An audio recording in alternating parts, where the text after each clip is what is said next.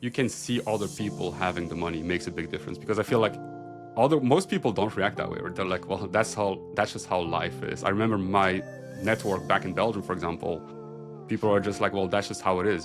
Things could be As everybody worse. knows, And it's a pure networking game, right? So the longer you're in the industry, the people just kind of come back to you, right? You just know more people, and the connection, the dots connect a lot easier. So like these days, frankly, like I would make placements where like somebody just messages me, and then a client just messages me, and I could put them together, and that was just a pure network play. So when you kind of put that into perspective, literally just due to the system, only one person in Japan became promoted a year. that's super interesting, man. Right. That's really.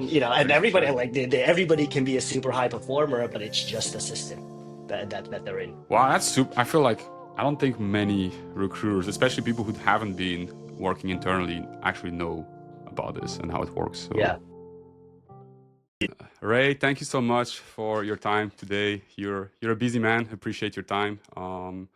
You're someone I learn a lot from. I would say the industry learns a lot from you.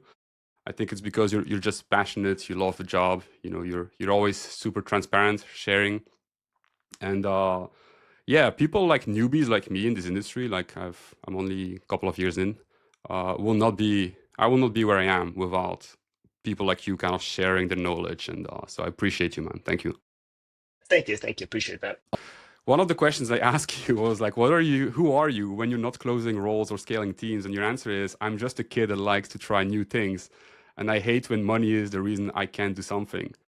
That sounds like drive to me. Where does it come from? At what point in your life did you feel like driven to not accept Yeah, money this being was a an super issue? interesting question. Like as the first one, I'd really like to step back. It took me, I think, like a day to actually come back and think about what I wanted to say here. But like my parents are both entrepreneurs, right? So they've always run their two man shop. So it's never really been like running a business was never really a hurdle for me. I feel like somebody can always do it. Um, but one or two person shop, you don't really have like that much excess money and things like that. And it was just, I don't know, I guess I just like tried new stuff, but then like everybody around me was always super rich because I was born in like the rich area of New York.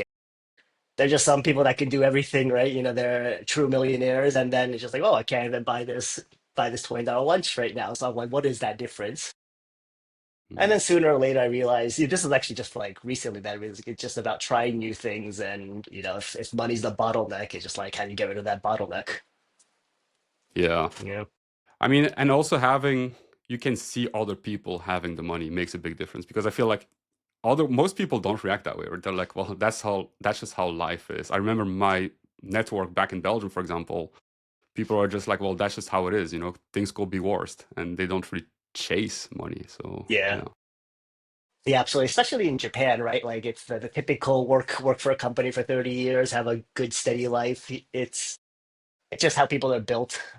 Mm, But yeah, it yeah. was just it was just one of those interesting moments for me where I was just like, I wonder why I am doing this. And I hate it's really more than the drive of like wanting something. It's the fact that the fact that I can't do something is quite annoying to me. Um, Mm, yeah. yeah. Lack of options is I don't know. I always go back on this because I think lack of options is also a good thing. It forces you to focus. But if it's literally because you don't have money, it's another one, I Yeah, guess. exactly, Um, exactly. yeah, I mean, you're someone that you love recruitment, right? I can tell you're very passionate about it. Like, what's the moment that you kind of start to realize, okay, I'm really passionate about this, and I don't just want to, work for an agency. Like, where did that drive come from? What did you see that I guess most people don't see? Yeah. Yeah, I mean, it's probably just the success that came with recruiting that probably just kept me hooked into it, rather than a super specific love for recruiting. In all honesty, I would say like it was interesting because when I was in my first company, I was actually doing like a sales job, I guess a product management job at a big chemicals company, and I was always like, I want to go to the HR team for all the wrong reasons. It's just like, oh, I thought it's the team where you can chat with everybody and, everybody's your friend. Lo and behold, 10 years later, it's probably HR is probably not your friend. But that's kind of the initial thought that I had. And then I was also kind of like a Japanese foreigner in the companies, like how do you kind of bridge the Japan and US cultures together? So those are always things top of mind for me. I never really connected that with recruiting until, frankly speaking, even just a few years ago. I realized that, oh, it's kind of similar to what I always wanted to do back in college or my first job.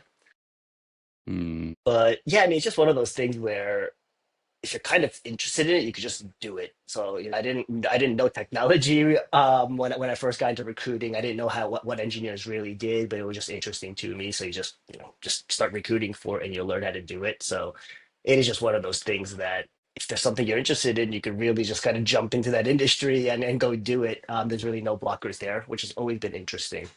Um, and then the other thing, this is like I was thinking like, why did I join Michael Page, or what was that? What was I saying back then? And I guess there's the aspect of the B2B and the B2C piece for recruiting that it is complex, but it's also simple in a sense. And that Mm. was always kind of interesting because I didn't want to do a pure B2B job or a pure B2C job, things like that. And this was just kind of an interesting intersection there. Honestly, that was the reason why I joined recruiting early on. Yeah.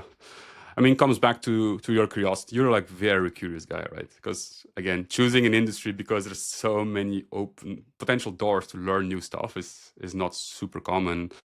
It was the same for me. I got into the industry and I'm a dropout. So like I didn't study anything. And for me, I was like, oh, this is really a good chance to catch up on all the ignorance I have so far.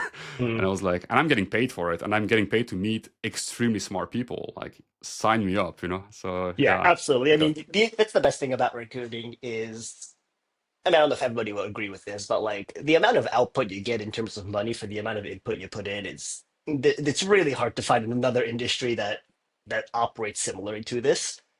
I mean, and I've looked, so it's really not the big. It's a good big, but a bang for your buck kind of thing. Yeah, that's what that like. mm. I mean, you're saying this, but most people, I mean, I would say the majority of people in the industry don't actually make that good money off it, especially compared to the input, right? Like, Yeah, I just don't think they're putting that much input in. yeah. You mentioned in one of your answers as well that recruitment, one of the things I like about recruitment is it gets easier and easier. Can you elaborate on that? Yeah, I mean, like, as everybody knows, it's a pure networking game, right? So the longer you're in the industry, the people just kind of come back to you, right? You just know more people, and the connections, the dots connect a lot easier. So like these days, frankly, like I would make placements where like somebody just messages me, and then a client just messages me, and I could put them together, and that was just a pure network play, a network at its best kind of thing. And obviously that'll never happen in your first 3 to 5 years of recruiting. But after time, that's basically like that's all you do for recruiting kind of thing, and you just start connecting people. Um, and whether it's not like me making a direct introductions, it'll just be like, here's a candidate to my team, or here's a client to my team, and it's just really about connecting people. So the longer you're in it, the easier it does get. Um, Yeah. yeah. And then like I would say, especially in like technology or like the engineering space, it's really only picked up in Japan the last 10, 15 years. So whoever's been in recruiting for like 10, 15 years in this specific industry, you just really can't know that much more just because it's that new. Right, yeah. No, that makes sense. Yeah. It's like it's it, I think the biggest struggle sometimes for people who are new as well is to not to not change industries too many times as well, right? Because Yeah. what you just mentioned is also assuming that you will stay focused on the same industry for the long period of time. And so if you're sold the wrong desk, for example, at your Yes. first Yes. agency, you're pretty much screwed from the beginning. And this is something that I personally, I'm so lucky that I chose the right desk from day one that was adapted to, I guess, my strengths and my abilities here in Japan. But yeah, it's something to Yeah, not that's actually underestimate, I guess. absolutely true. It's probably the best single decision I made in recruiting is when I got my first offer at Michael Page. It was for the finance and accounting desk. And I flat out said that, my original goal was to actually jump into like a technology sales role. Um, Mm, but recruiting was interesting. So I did say like the only way I'm going to join, Michael Page or, the business would just be if I could do technology or recruit for the technology industry, not the finance industry, which makes sense because I was a finance major in college. But, I did like technology. So I really wanted to jump in. That's where the trend was. But yeah, Hmm. absolutely, probably the best single decision I've made. I think that was really, very. It could have kind of changed the trajectory of my career and things like that. Quite a lot there. Yeah, yeah, yeah. I mean, from Page, you were pretty successful from Page, then you went to Uber, right? Yep, correct. That's where kind of everything probably changed, right? Your perspective probably changes a lot. Yes and no. So when I was at Page, um, basically my main client was Indeed, and that was really super startup time as well. So I was kind of building their engineering team up, and even at Page, I was kind of doing a recruiting style that was very different from everybody else, where I was basically just importing the top engineers from around the world and bringing them to Japan, where most of my colleagues would obviously be making local placements, working with local people. So I just had always found that just like a random niche that nobody else was doing. Um, and Did you originally find I was this at like, yeah, oh, sorry, did you go find that ahead. niche like randomly, or like you kind of build your way to it, so to speak? I don't know if it's random, but it was definitely trial and error, I guess. Now that I'm looking back, right? It's nobody says they actively want to import talent, but when you realize that that isn't avenue of hiring people, I just leaned in, I guess. Where other people they wouldn't want to deal with all the visa issues and all the excuses that come with international travel. I just decided that I'll just go all in on this on and just deal with the benefits of the candidate pool and and the crappiness of all the rejections. It is what it is, right? But I just decided to go that route rather than try to focus on all the local talents and fight for that incremental candidate. It was just a decision, Yeah. right, of how to recruit. Yeah, yeah, yeah. I mean, what I hear when you say this is you are willing to do what others people don't want to do, right? Like it Yeah, kind exactly. of 'Cause, I mean, I got comes a lot of shit down for to sure. It's like, oh, why are you populating the database of all these foreigners? It's not usable in the future. I'm like, yeah, but I don't really care. So those were interesting times for sure. But yeah, yeah. originally I was actually supposed to start an agency. Like my plans were to start an agency out of Michael Page, and then Uber was actually what kind of sidetracked that plan, which was interesting. Interesting. Like you and I already spoke a little bit about your learnings at Uber, and I don't want to go too deep into it, but top three biggest learnings you had from your time at Uber, would you say? I mean, just I guess the concept of ownership. In Uber, it Mm, was just like there's nobody. Like, if you make a decision, it's your ass on the line kind of thing. My manager was not in Japan. He knew very little about Japan, and just kind of had to make the gut sense. I was ultimately the expert with just like 5 years experience. So just the concept of ownership and making decisions was the single biggest thing I'd say at Uber. The second is I guess a bit about management now that I think about it, where it was a place where I learned how to put perspective, I guess, for the rest of the team, right? So when you think about agencies, everybody's always wanting to get promoted and things like that. Of course, everybody wants to, but when you're internal with a team of 10 recruiters, it's just not as there is no specific easy way to get promoted. Everybody get promoted kind of thing. In agency, everybody can get mm, promoted, but internally you just can't because of the politics. Um, and those are just things that you start understanding of, you know, even if you do have 10 high performers, just the system only allows two promotions. And, being understanding right. those systems and being able to share those systems with others, it just kind of puts into perspective how companies Yeah. operate, why people actually get stuck, why people are frustrated, yada yada. Um, and that just becomes ever more powerful when you actually go back to the agency side when you're speaking with candidates and even clients. Um, Mm. and then third, the third is probably that you can actually do recruiting all remote. Um, Yeah. so right, like in large agencies, they're like, no, everybody has to be face to face. You have to go meet them. They have to come meet you. Blah blah. But then at Uber, I probably met I don't know 5 to 10% of the candidates I actually hired beforehand. I only met them after they joined, if at all, frankly speaking. Mm, But it was just a lot more efficient, right? You get to actually speak with a lot more people. You probably get to hire better talent due to just the volume of the vault pool of candidates you're speaking to and things like that. So that was an interesting learning nice. as well. Yeah. What you mentioned about like the limitations of getting promoted internally and stuff. It's now just you talking about it that I realize I often like I will meet candidates and they will mention to me that they want to move from their company because there's no opportunity to grow.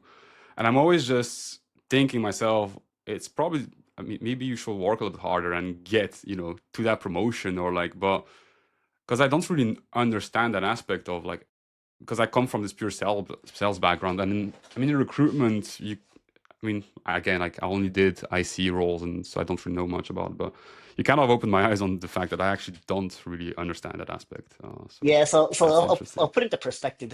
It was eye-opening for me. So, the Uber APAC recruiting team, was roughly maybe like let's just say 50 people, maybe a little bit less, but let's say 50 people.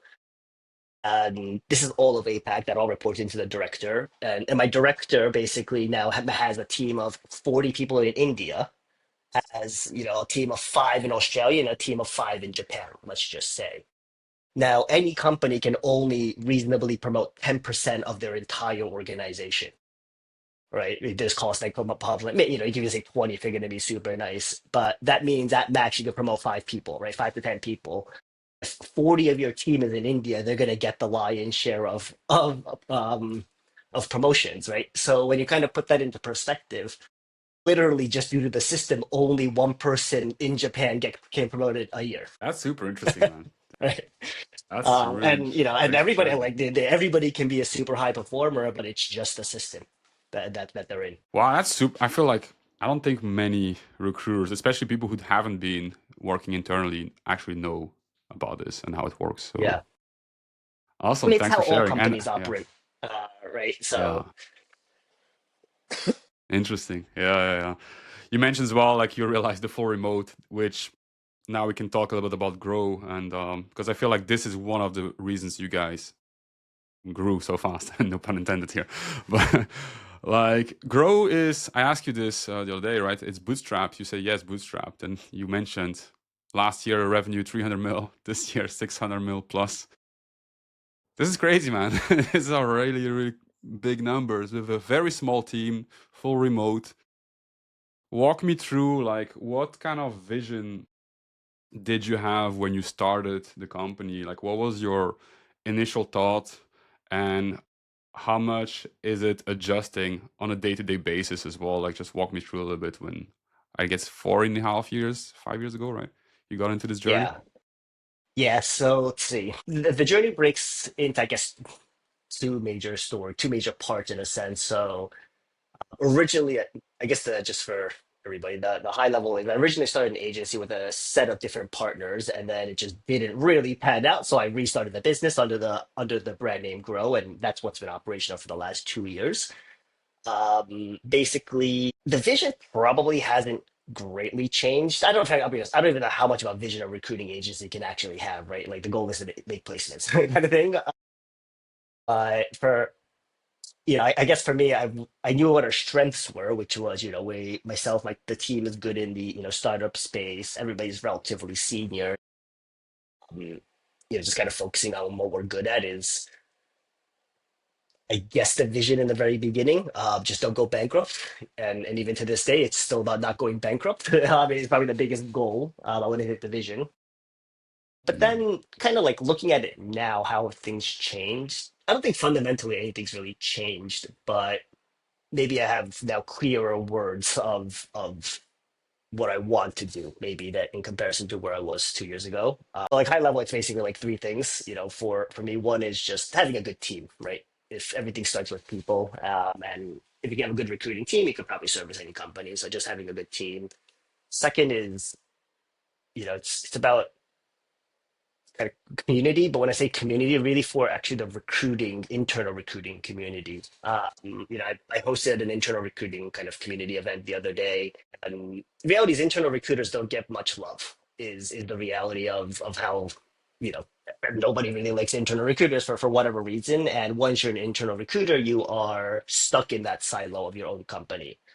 So it's actually quite rare that you'll have cross company communications, and just offering that, frankly speaking, there's probably going to be some net benefit to each other. And the recruiting network is small, so just kind of leaning into that community piece. I assume there's going to be some flywheel that comes from doing that. And then third, this is, I guess, more relatively new, is just how AI is actually going to impact, right, recruiting and um, just thinking about how to implement AI into business to make just things a little bit more efficient, a little bit more, smooth. And that, I Mm, would say that's kind of yeah. like the high level vision. I don't know. That's it's loose, but kind of what I'm working towards right now. Yeah, yeah. You mentioned vision, don't go bankrupt, just make placements. And it's funny, man, because you make it sounds very simple, but I remember the sleepless nights that I spent trying to write like some cool vision and stuff on my Google Doc, just because everyone was telling me that I should have a vision and stuff. And every time I ended up with the same conclusions, like I just need to make 30 placements a year, and that's Yeah. actually it. Yep. And we did, we did build the whole community aspect and stuff, but at the end of the day, nobody cared about the recruitment business. Like that's really what it was. And I wish I should have asked you this question before I got started because, yeah, it's as simple as it is. Like, but like when it comes to you scaled, like I tried to scale and it failed pretty miserably. Like so far, I will give it another shot in the future, but it did fail. And I also think that I failed because of lack of vision. Like people were looking in the same direction, but didn't really see what I was seeing, so to speak. And so you're now what, 25, 26 people, maybe by the time I release this podcast, you're going to be 30. Let's just assume at the speed that you're going. Like what allows you to then scale the business? Because good people, I mean, a good recruiter is also like, they have options. So how do you keep people together? How like, what's the secret sauce, so to speak, to scale so far? Yeah, I think this isn't planned. I think what I found over the last few years is just how do you set up a structure that incentivizes what the recruiter wants, right? So just kind of preface this. Basically, what the ideal kind of candidate, ideal person that I like to work with is somebody who started on the agency side. They, build pretty well, pretty confident with themselves, and then they go internal to kind of experience. Basically, what I did, right? Experience some interesting company, maybe some fast growth company, understand how some of those inner workings do go. Um, and then they basically want to come back to the agency side for whatever reason, whether it's flexibility, whether it's more money. It is lack of promotions, actually. That's lack of promotions, lack of growth. That's actually another common one as well. And you know, it's just about thinking about what options do the people you want to hire have, right? So one, every recruiter, good recruiters can start their own business potentially, right? So that's always one option. And then you can potentially go to, a big agency with a low commission where most, I think, most people want to avoid. And then maybe the third is like a boutique that gives you reasonably high commissions, not as good as what you'll do on your own, right? No, it's really only those three options. Or you try to find another internal recruiting job that gives you a promotion or increase in compensation. When those are the only options, how do you just try to skew the incentives your way, right? So Hmm. I say we're the next best option to running to starting your own agency. Starting your own agency comes with a lot of crap that a lot of people don't want to deal with. And from the recruiter's perspective, it is worth giving a cut to a company to deal with all the admin, right? It's basically a platform cost in a sense. And now, what is just that right number, right? If basically most recruiters will be more than happy to sign with, kind of partner with you if you're going to give them 90-95% of the, revenue or commissions, right? But that's not really realistic to run a business. But on the contrary, if you only give them 10%, you're only going to get the most junior recruiters who don't really know what they're signing up for, right? And now what's that number in the middle that's going to be aggressive enough to get good people, but still healthy for the business? And it's just about finding that exact number for different levels of people, right? So you can't give a massive commission for somebody that's more junior. So there might be a trade off with how they'll operate with the rest of the team. Whereas if somebody's going to bring in a completely new market, a completely new industry, they just want the admin support kind of thing, and maybe commissions can be higher. So those are Hmm. just kind of the trade offs that I made. Just as how do you incentivize the people to join you and partner with you with Yeah. the least amount of risk? I mean, you have the whole RPO model as well, which gives, I guess, people more stability, right? Which is a big one. I mean, you guys pay base salary, you have the RPO. it gives a lot of stability to people that I think allows them to do a better job overall. Like, because my initial thought and model that I had in mind was actually I only go for pure freelancers, no base at all, very high commission, but it becomes like a very mercenary kind of environment where, and the one suffering from it is actually ultimately the candidate. The candidate experience gets really, really bad.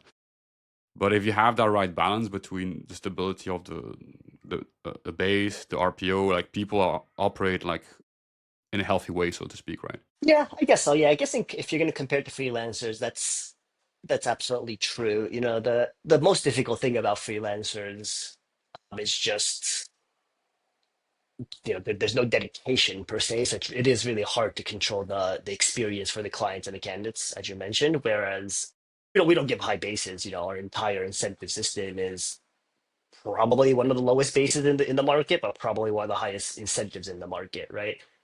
So you need to have a certain mentality to begin with to be willing to accept the kind of a high risk, high reward. I don't think it's super high Mm. risk, but relatively high risk, high reward situation.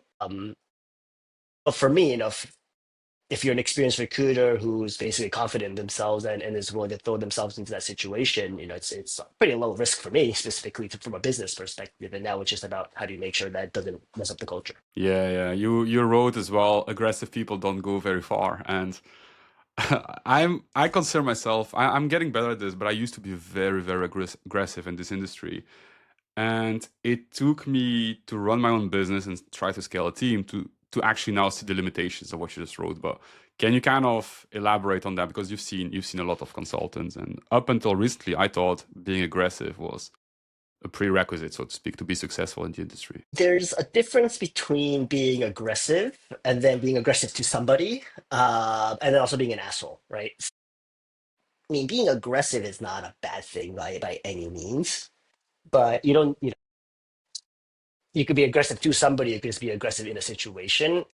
Instead of relative, I might be aggressive in a situation, but like I wouldn't necessarily say that aggressiveness with a person. And another thing that I kind of learned at Uber is basically there's no senior people that are assholes. You'll never talk with anybody who's like above a certain level of pedigree, certain level of experience managing a large team. None of them are ever assholes. I mean, maybe aggressive in a sense, but it's just because they're busy and they prioritize, right? It's not really aggressive. They just know what they need and want. And that really shook me by surprise.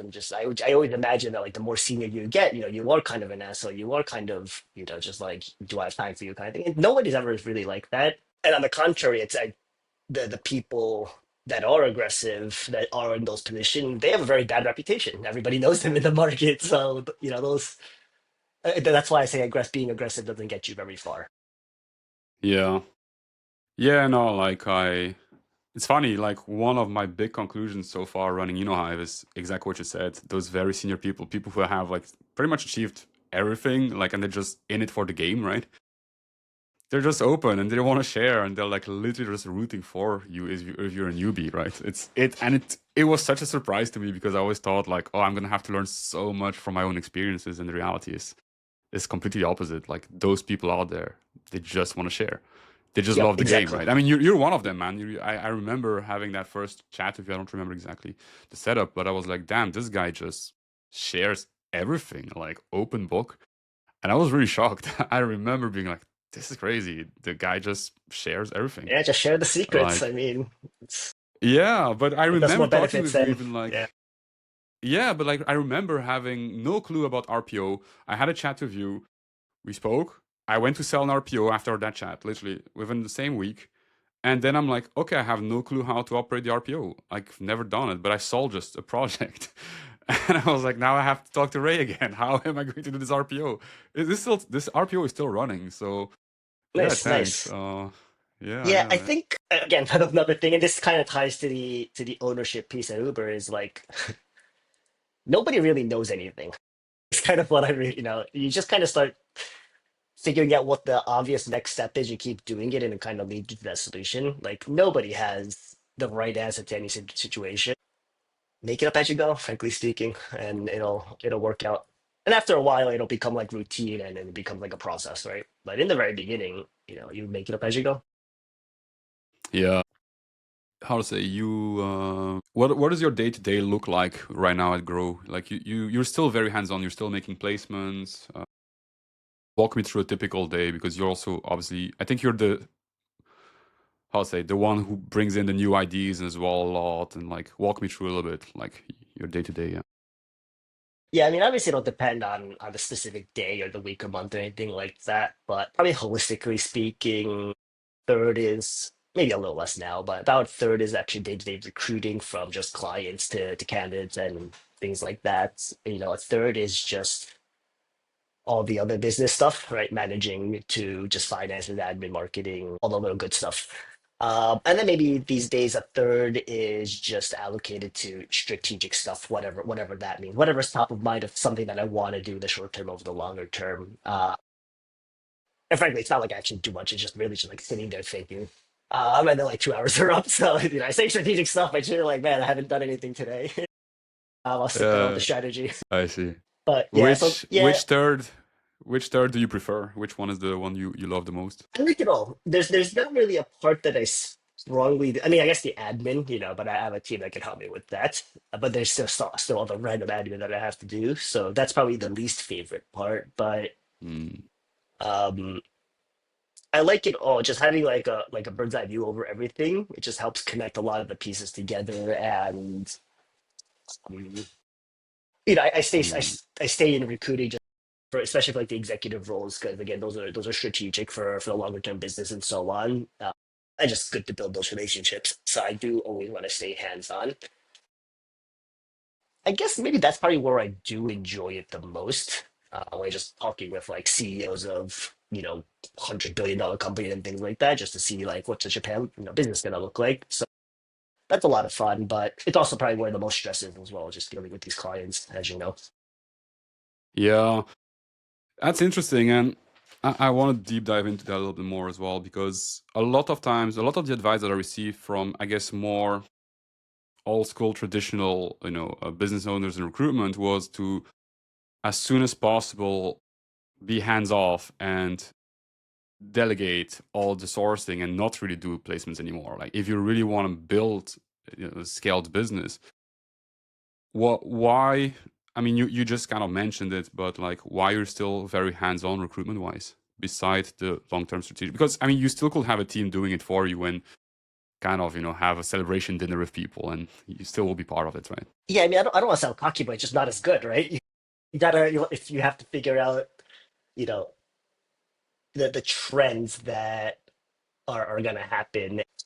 If I could just outsource, that's probably the hardest part of the job, in my opinion. So it's really just hard to outsource that strategic part, like the sourcing piece, for example. Like I was even for most executive roles, I would have somebody partner with me that could help me with a lot of the sourcing. Or the day to day. But even when you're sourcing, if you're not like hands on and you don't really know the industry and how it's moving, you can't really source, right? So like having like these super juniors, I actually think sourcing is the hardest part of the job. It's actually not Yeah. recruiting. Understanding all the players, understanding how they kind of play with each other in a sense. So yeah, I think the companies that are outsourcing sourcing to these junior people, they're all doomed. I always say that if you can't do your own sourcing, you're probably screwed, right? Yeah. Yeah. If you had someone who could source exactly like you would you outsource it? That person who works alongside with you, would you outsource it at that Yeah, moment? it depends. I mean, I do, right? So, I mean, I have two people on the team that I've been working with for nearly 10 years. So, and they've gone through the Michael Page Uber, thing with me. So we probably have as close of a brain as you can get. Like in those perspectives, yeah, absolutely. But even then, there's still like expectations, right? You speak with the CEO and they're like, I kind of want to work with you, team member, and you kind of have to just like shimmy your way through that. Those are kind of important. And if you just pass it to one of your teammates, it's really no different than using a different agency. So maybe there's a relationship piece to it. Yeah. Um, Yeah. The reason I keep asking you this is I did try to become a little bit more hands off and stuff, and for me, very quickly, I couldn't look at myself. I just felt too bad about it to tell Yeah. people how to do it, knowing it very well how hard this stuff is. Yep. Yep. And I even with my sister now, she's been kicking my ass, making more deals than me, and it annoys me because I'm like, she's coming to me for advice and stuff. I'm like, man, I blanked 2 months in a row. Like, there's no way I can continue that. So I mean, this is kind of what drives that's probably me. the Yeah, core truth actually. Like, yeah, I it bothers me if somebody's billing a lot more than me. That's probably the fundamental like core thing of, I could give all the business out whatever, and like, and it doesn't really matter. It's just a number on a Google Sheets, but like I hate that that number's above, that name is above my name. Like little things like that. It yeah, doesn't yeah, matter yeah. if the competition doesn't change, or at least the competitive spirit doesn't change from that perspective. But I think Ray, that's what the culture, that's how culture is built. Like, because one of the reasons I couldn't work for big agencies, I can't never go back to that, is there was too many people out there that I felt were useless. And it was annoying me. And everyone around you complains about it. And it just gets into this environment gets toxic. And I'm not blaming the people who kind of understand the game and milk the cow. And like, I don't blame them. Like, blame, don't blame the player, right? Blame the game, so to speak. But I think you having that mindset allows your entire team to elevate their game. Like I think it's really crucial, especially in a full remote setup. And so I think that's why I'm kind of really trying to deep dive into that because It yeah, works I for think it's some, super important. some people. Not another learning is like it's not everybody is built the same way, right? Like I wouldn't say it's like I have a expectation everybody is as competitive Mm, as everybody else. Um, mm, but some people just can't deal with that pressure, even if there's no expectation of them just being in those vibes. So those are some of the learnings that I have, mm, and but I have made hires where like I think they had the expectation was more kind of like I want to operate more like a freelancer where I don't have to operate like once or twice a week where it I'm not against it. It's just if you're gonna give a level of service to the client, it's hard to do it with just once or twice a week kind of thing, and it just didn't work out from that perspective. yeah, Um, yeah, but if you just start making like all the incentives make sense for the recruiters, I think it just everything falls into place. yeah, yeah. I mean, how well did you guys do so far in terms of hiring the right people? Because you keep mentioning having a great team around you. How much is that trial by error as well, while hiring the wrong people to finally get to the right ones? Like with Grow, how precise have you guys been in terms of hiring the right people? And I'm not saying the people that didn't work out are bad people, right? I'm just saying like Yeah, yeah. towards I your mean, vision and I don't think we've made like a significantly bad hire or anything like that. Maybe the previous company we did one or two of those. I did have a bit of a trial, a trial 2 years right. before, kind of doing the real thing. So I think I made plenty of mistakes. And when I look back at like all the hires I made, which is like Michael Page, it's like yeah, this I've made plenty of mistakes that I've learned from. So yeah, Can you nothing give me too a few much of those ego. mistakes? Can you give me a couple of those mistakes that you like, man, if I had knew that, like my life will be a lot less headache, so to speak. Yeah, I mean, I think you have to first put into perspective what you can realistically get, right? As well, Mm, at Michael Page, at a large agency, you're never gonna, very rarely, I should say, going to hire somebody with a load of experience who's gonna come in and really like crush it, right? So generally speaking, you end up hiring the little bit of sales experience, no recruiting experience, maybe bilingual kind of thing is the typical profile that most large agencies would hire. Um, and like hiring, I guess just getting emotional in a hiring, right? It's not necessarily that I would have pulled the trigger anyway, but like if somebody else really liked the candidate, it kind of sways me to be like, okay, yeah, maybe I'll hire them, or um, really just trusting their gut more these days. And then it's terrible to say because like with clients you have to advise what's the right interview questions you want to ask, make sure everything is structured. But then I've met a hundreds, maybe even thousands of recruiters. That at this point, it's like I just have to make a gut sense based off of an hour of conversation, right? And I think the mm, gut sense has gotten a lot better now.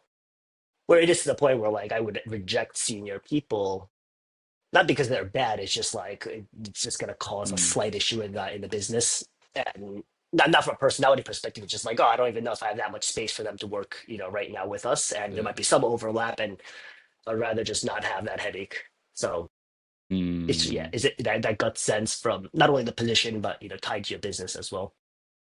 Yeah, I mean, experience, right? Like you have so much perspective now. You've seen a lot of people, and I think as well, what's interesting is you've seen people that you hired how they turn out in the future as well, right? You kind of see their trajectory, so to speak, and Yeah, that gives you even more perspective, right?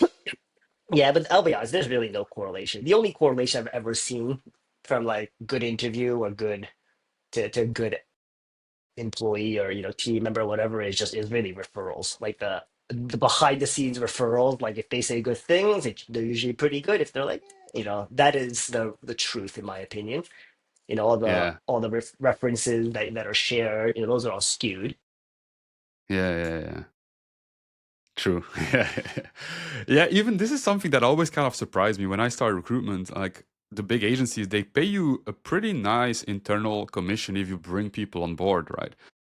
And I always thought that was like you mentioned, right? You can kind of get false arguments because I remember trying to push everyone in my previous company because I was like, hey, this is great money. And those people are nice. And if they turn out great, great for me. But I mean, I don't manage them. So I feel like this is a Trojan horse as well because like the incentives are somehow kind of misaligned. Like it's really tricky for a hiring manager in those big agencies. Yeah, yeah, absolutely. I mean, this is where like it's almost a pitfall of being agencies just being public, right? It's like they have to play this quarterly game, they have to play this growth game. That just means they have to hire an X amount of headcount. If you have to hire five headcount within Q1, your quality is going to drop. Otherwise, you don't hit your targets. What do you which card do you want to take, kind of thing. And most people would rather have at least a full team and not hit their headcount than or not hit their targets Mm, than not have a full team and then not hit their targets, right? So I think people just yeah. get rushed to make a decision.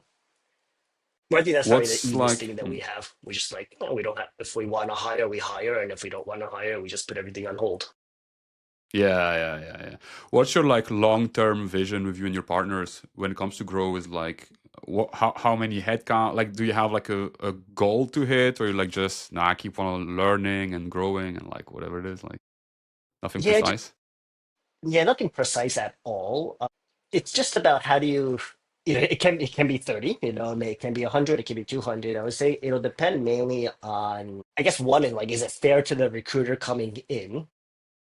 And Mm. then is it just going to cause headaches for the business, right? What do you So mean with is it fair to the recruiter coming in? So, as I mentioned, most people in large agencies, there's a headcount target that you have to hit. So you kind of just force to hire some people, but then once they join, they're not really set up for success, right? You only get the crappy clients or whatever it is. And in that case, nobody's happy because like they're not billing, so it's not good for the business. Managers stress, the employees stress, right? So there's nothing good that comes out of it. So I always say that like if for example like my team is quite strong with like the SaaS industry, quite strong with the consumer tech industry, so setting an incremental headcount from people that have these experiences, like even if they're great, there's a lot of overlap with what we already do. So Mm. is that fair to my team? Is that fair to that recruiter? Are the expectations all going to be there? Is it aligned? And in that case, it's like, yeah, maybe just not hire. Um, or like I'll just say like let's revisit it in 3 months, 6 months, something like that. I do that all the time. I just say let's revisit in 3 to 6 months. Um, But then if it's like the same person in, let's just say, a new industry that I don't really know, but I'm interested in, let's just say robotics, for example, then I'll be, it's a lot less overlap, right? Things can blow up. It's like Mm. kind of contained. So it's a lot less risk for the impact on the greater business, right? All you really lose is Interesting. money. Yeah. Whereas if you hire the wrong person that overlaps, you start eroding the culture and just like basically money in people's pockets. And then once those things go downhill, then it's all the headaches really start. So I just want to avoid that situation.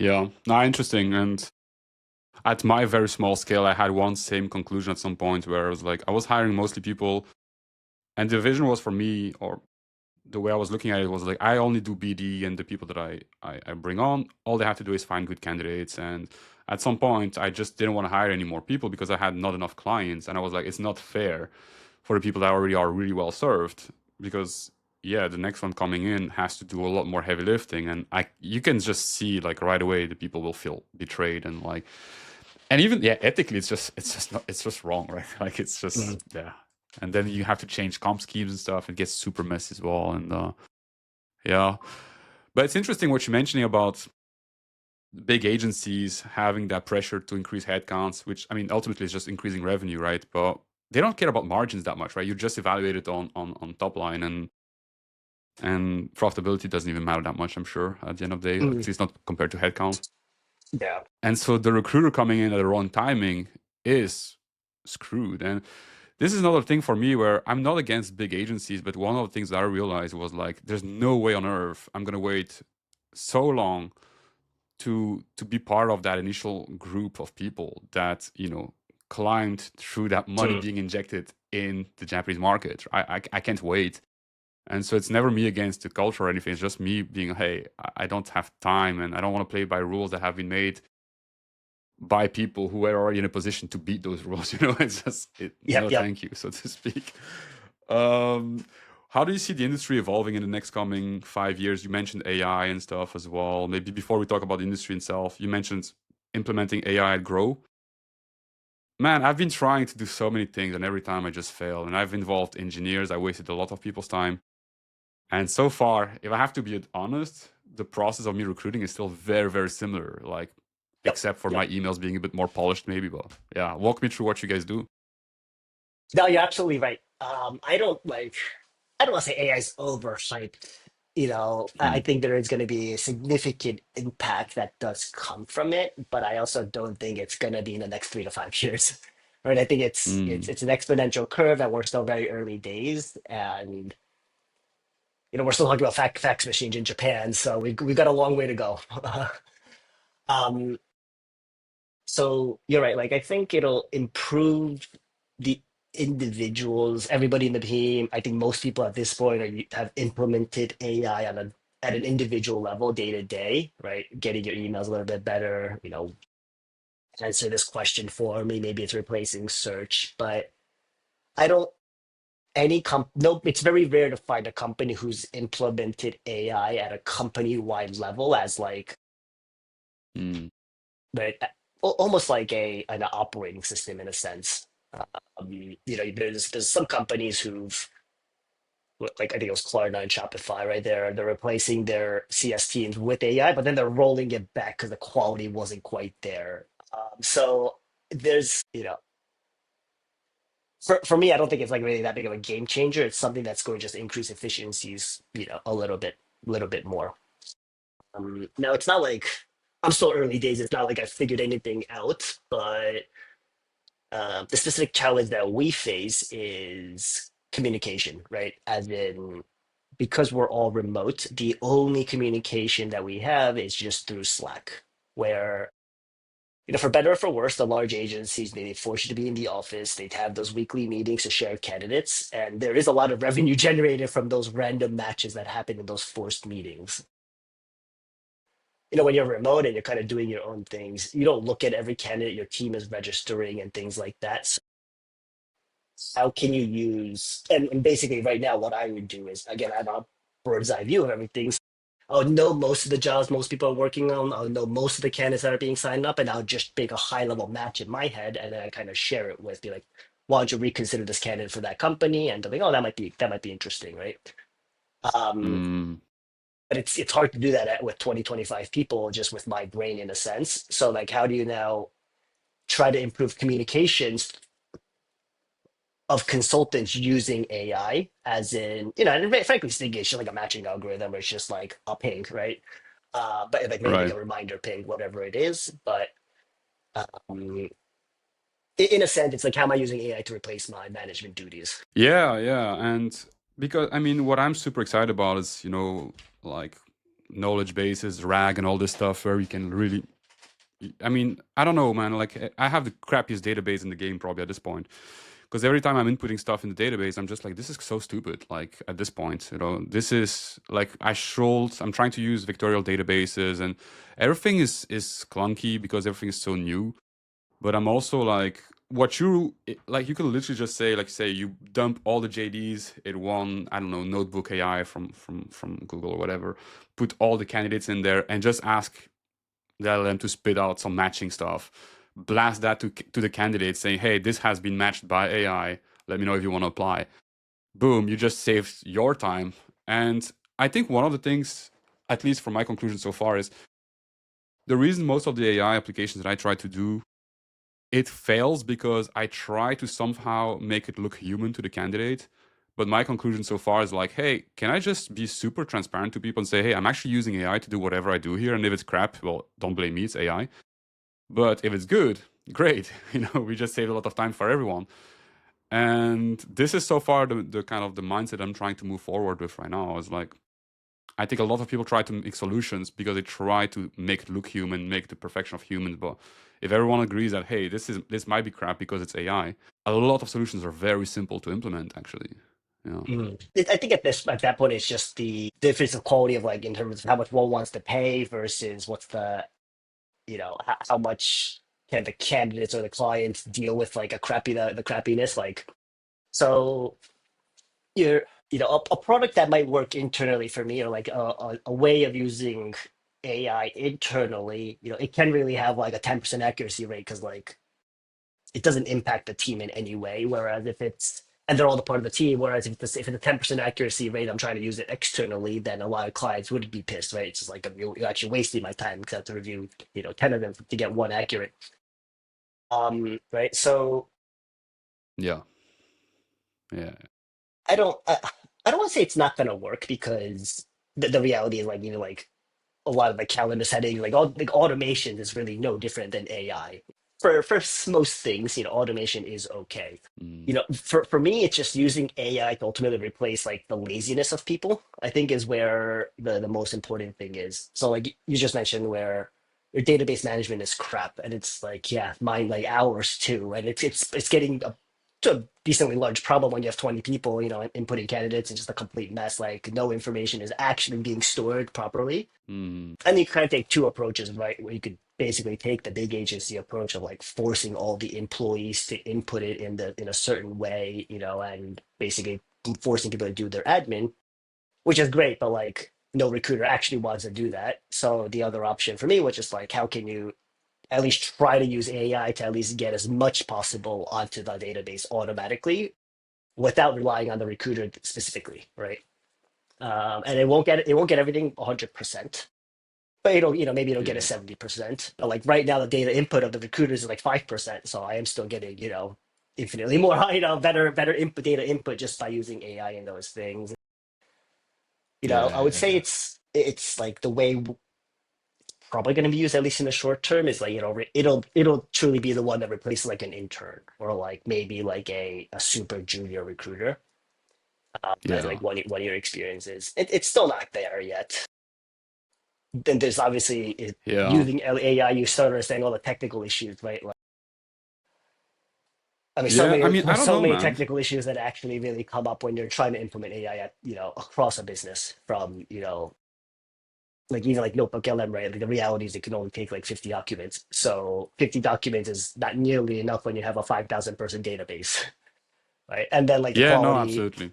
is there's like the Absolutely. context window issue. So when you do things with context windows, the reality is you can only get like 1,000 resumes with like Gemini, and the quality is absolute crap at that point. So it's the equivalent of like going to like a random person is like go here, read these 1,000 documents, and now summarize it, and it's just like and they're like Yeah, try to sort these candidates. Just like a person's not going to be very good at that, and the AI is like it's better than the person, but it's not that good yet. yeah. I mean, I feel like we are moving very fast, though.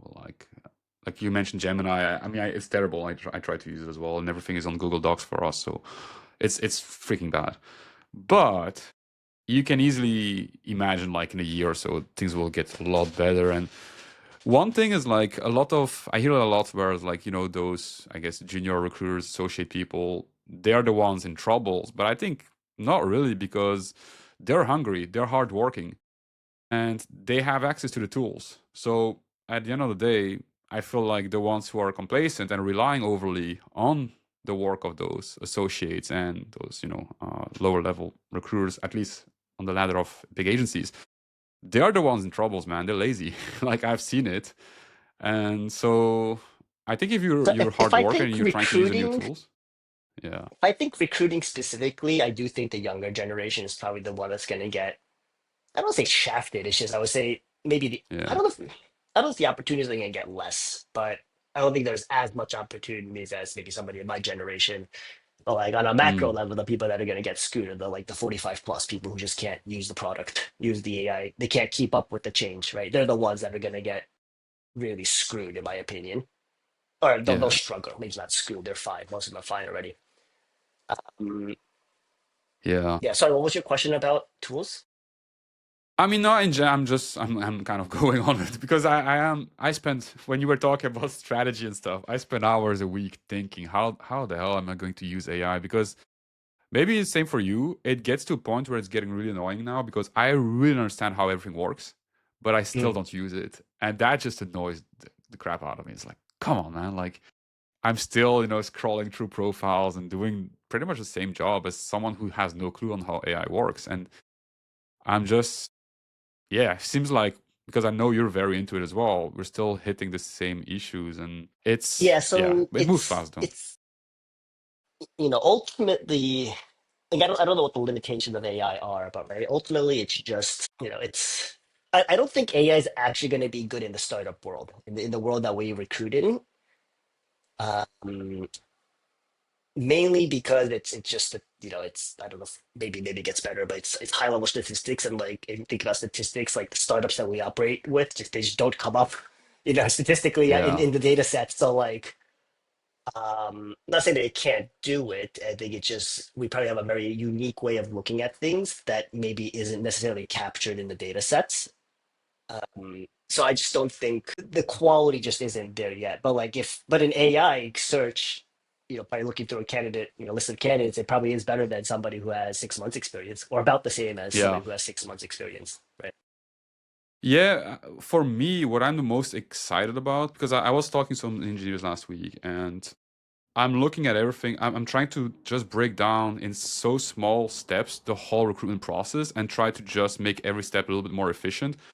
And for me, like the pre-meeting aspect, like, that moment before you meet the candidate, if I can get as much information as possible, still pretty like customized according to the jobs that I have in mind for that person, and we just saved ourselves a lot of time making the candidate experience way more pleasant and basically allowing me to have a conversation with people just about what do you want to do next, because that's all I care about. It's a candidate driven market. That's all I shall care about.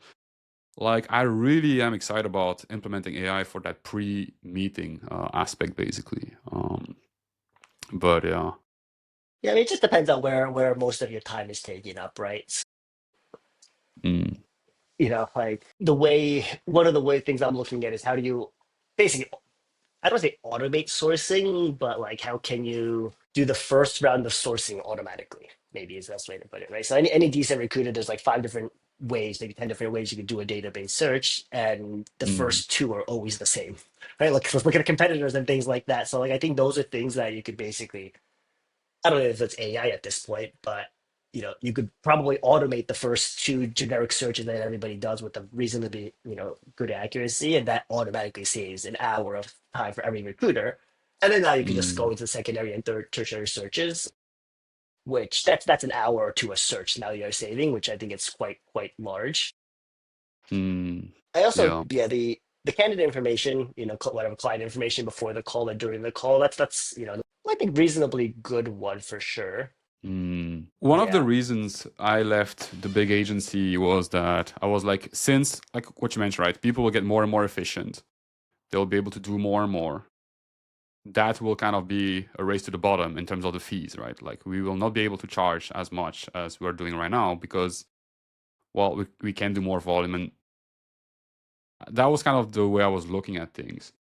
And I was like, as a big agency that has so much cost in general, it will hurt really hard. Like, it's going to be very, very painful because, I mean, the I don't fixed know if it's costs a are race very to the high. bottom. I'd say like Yeah. if I mean if the like, ultimately what you know the people you're placing is the ultimate product, right? So if the supply of that is not increasing, I don't really see the supply The of way people I is not look at it increasing. is, The demand is probably going to increase, even if things are yeah, more autonomous. I don't foresee that being a reason why. I mm, think I would see it as there's maybe the top 5% of companies capitalize on a lot more than the rest of the market, but I don't really mm. foresee it being that it's a race to the bottom. I just think like the crappier cut agencies are really just gonna get cut out.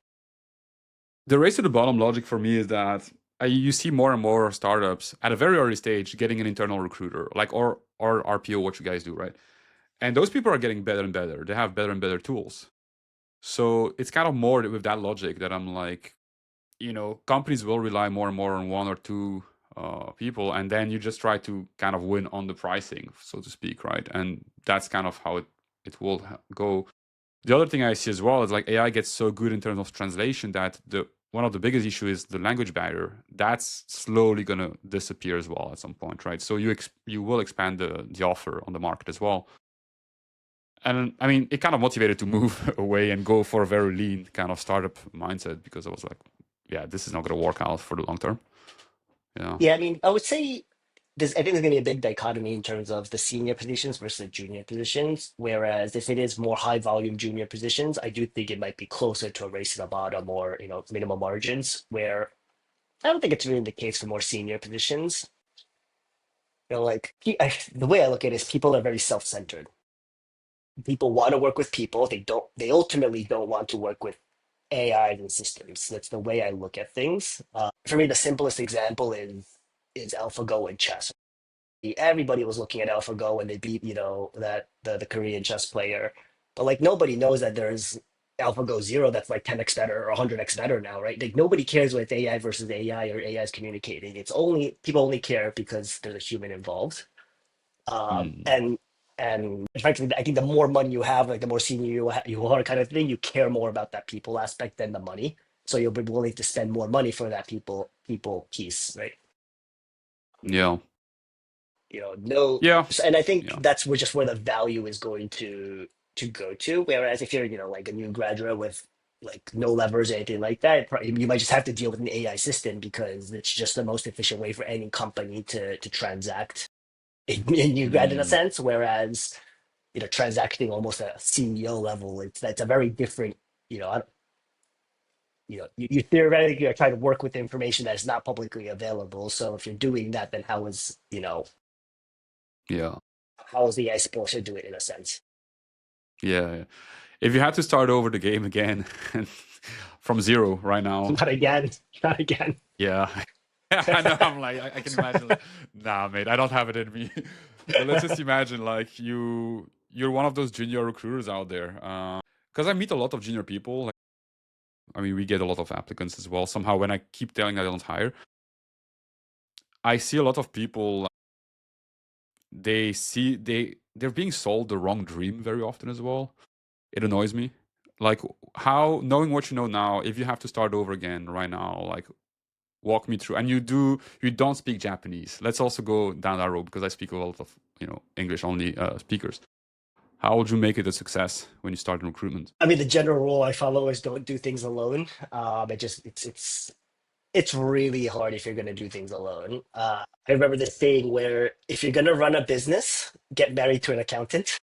It kind of it covers covers your ass kind of thing. And all the things that you're generally good at, the accountant or the wife will kind of cover you. So in every direction that I look at, it's like I can't do this alone. So just never do it alone. You need to hire somebody or at least find somebody who can help you with the part you don't want to do, frankly speaking, because those are just stress that doesn't go anywhere.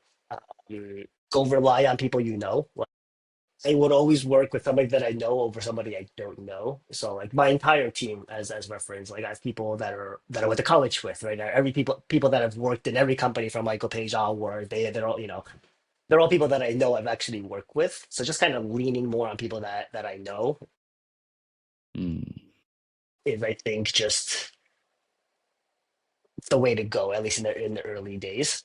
Um, it's really hard to hire people that you don't know, especially in the early days. Like I think the first five hires, if you're a solo person, is probably the first most difficult five hires you're ever going to have to make. Whereas like when you have like five people and somewhat steady, like that's where the fun part comes in for new joiners, right? Just like, oh, all the blue ocean of not everything is touched, but it's not like a pure startup where you have to take all the risk. And I think it just Mm, gets easier from there. But the first few are the hardest, and I just say find somebody yeah, else to do it with. yeah, yeah. Whenever I meet people who, because I guess let's just turn this into like someone who wants to go solo. Like I just literally what you just said. Like I did a couple of things. I messed up probably most of what I tried so far, but I did a couple of things really well. I put away all the bureaucracy from day one. Like I found one very trustworthy guy in Fukuoka. Man, this guy's amazing.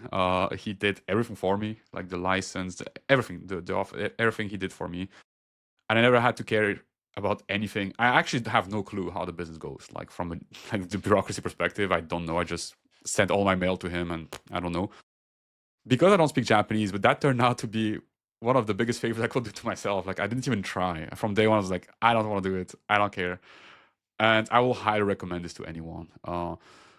But going solo as well, like I'm looking at it right now, and I see the isolation as well very quickly. Like if I don't scale right now, I'm in a situation where if I don't scale, I'm actually missing out on so many learnings. Like that's why I talk to people like you as well. But I don't work with you, right? I don't work with other very experienced people. So I'm also in a situation now where I'm like I have to scale, otherwise I'm actually not part of an ecosystem that's bigger than me, Sure. and I'm just the king of my little hill, right? But it's a very small hill.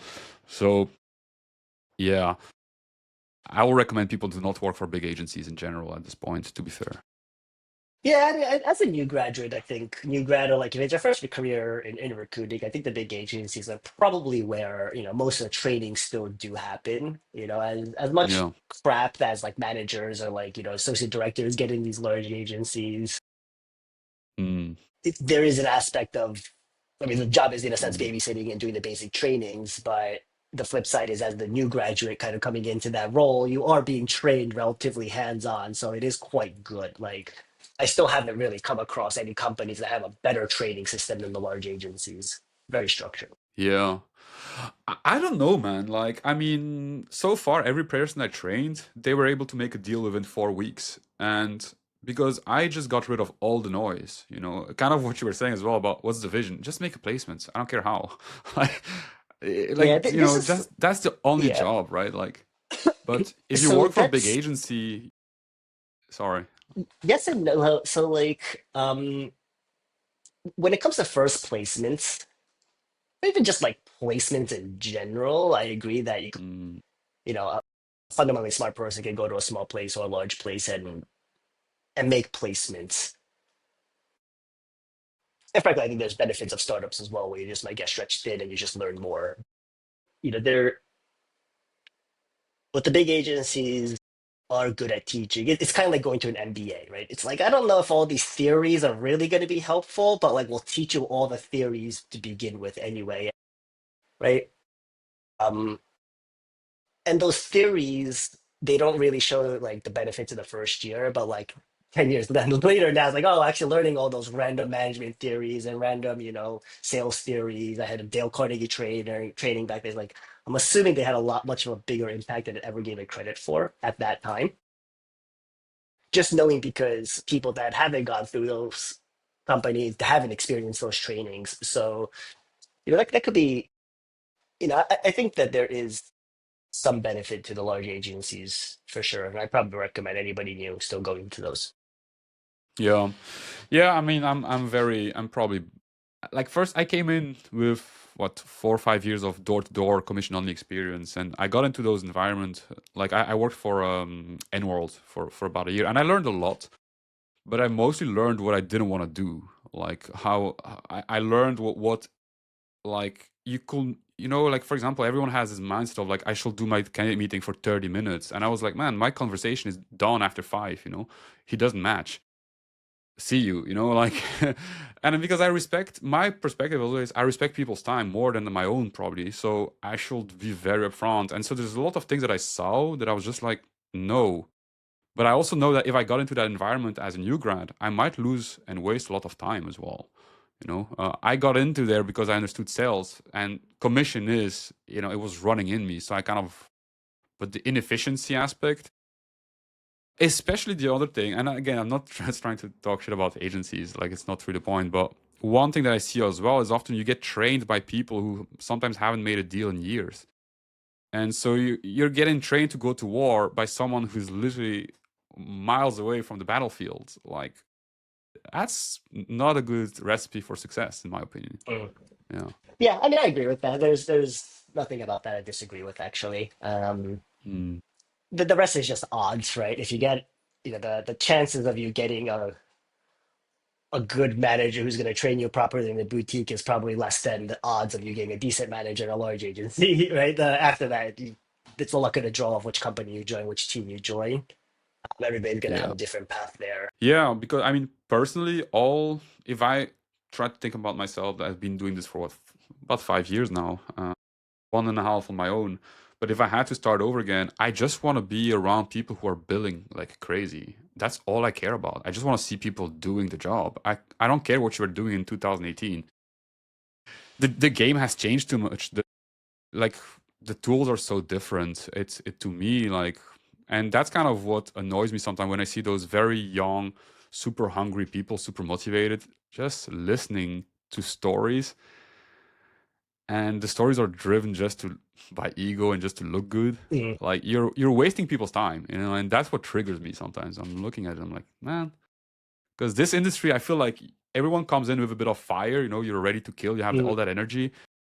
Give it to the wrong person, you're going to waste your time, you're going to change your industry, you're going to doubt yourself, and boom, you don't get. I mean, recruitment changed your life, it changed my life. Like, it's such a good industry.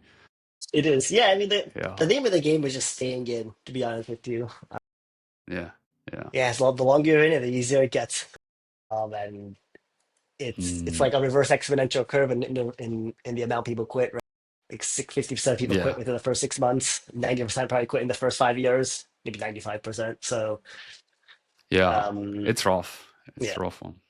um through Before we finish up, like, what's your vision? I mean, not vision, like, what are your personal goals? Not grow, but you, Ray, like, what do you want to achieve in the coming years? Like, do you want to, like, are you a wannabe VC? I think at some point that was one thing on your LinkedIn as well. Are you like into Yeah. investing? Like, what do you want to accomplish? Yeah, the VC thing was interesting for a little while, but like I don't really know if I want to do that anymore. Maybe more like just random angel investing is fine. Mm, Again, I don't really have anything that I particularly want to do. If there's something that I haven't done, I'm interested in trying it, and then if I like it, that's fine. When I'll just double down at that point. I mean, just like a dog or running after a ball, it's like numbers go up. So like, what's the next digit of if it's 600 million Japanese yen, how do I get 600 million US dollars kind of thing, or just numbers go up and you know you know dangling that carrot in front of myself for no real reason, to be honest with you. Yeah, it's just like it's just whenever I just walk around, I just realize there's so much money in the system, right? Like, just mm, I always think about this. It's just like, wow, there's probably a lot more that you can actually do that I haven't even yeah, thought about. Right? Like there's like a random plot of land right near me that's probably worth like $100 million. Just like, but there's like an 80-year-old dude living there. It's like, oh, God, there's so much money in the system, and and those things are like, yeah, there's so much you can do, right? Like, how cool would it be if you just own a building for whatever reason? yeah, yeah, So yeah. I mean, are you chasing the money because you want to like buy stuff, or are you just enjoy making money? Because one of my conclusions, I went through burnout, and I'm literally going back to the grind now, because my conclusion is I don't need money, like, but I just love making it. It's fun. It's a fun game to be in. Is it the same for you? Like, it is. So when me, Michael Page days, early Uber days, I was all about the fire movement, right? How do you retire as early as possible? And there was a period, maybe it was just as I left Uber. Stock market was doing well and things like that. I actually bought a house in Zushi, a super cheap place, and I was at home. There isn't anything to spend money on, and you do the math. It's like, oh, actually, I'm retired, right? The amount of equity investment going up is just cheaper than my mortgage, right?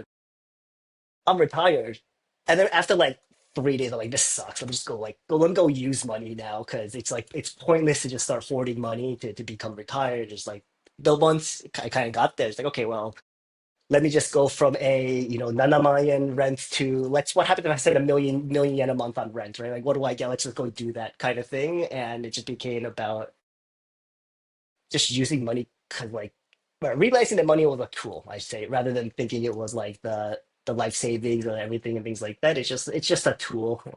So the Mm, more you use, the more kind of fun you have, and then just like now just go earn more. And then maybe like the other motivator is how do you do deals that are just 10x bigger, right? So for example, in like recruiting, you generally do 3 million, 4 million yen deals as an individual. That's one deal. But then if you do executives, you could maybe get to 10 million yen deals, 15 million yen deals. But then how do I get to like $1 million deal in recruiting? And that was just kind of an interesting thing. And so that's kind of where like the RPO model came out. It's like, well, it can't be individual placements. You guys start doing longer term, bigger deals to get to a million, right?